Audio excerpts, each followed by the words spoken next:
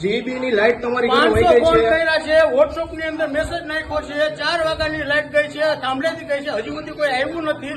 અહીંયા આવ્યા તો રિસીવર આખું નીચે પડ્યું છે. તમારું શું કેવું છે? આ જીબી ને આટલી બેદરકારી હાવ ના કોઈને ઘરે નાના છોકરા હોય આવી રીતે આવે કોઈ જવાબ જ નહીં. જીએપીને બિલ ભરો અટાણે કેમ ડાયરેક્ટ મેસેજ નાખી દે તમારો બિલ આવ્યું છે આ છે, તો આ રીતે કેમ નથી કરતા કઈ? આગળની વાત છે હસનવાડી શેરી નંબર 2. આ રિસીવર અહીંયા મૂકી દીધું રિસીવર છે, કેમ મૂકી દીધું કસ્ટમર છે? હેરાન થાય છે. આ ભાઈ પોતે ઉપરના 500 ફોન કર્યા. આપ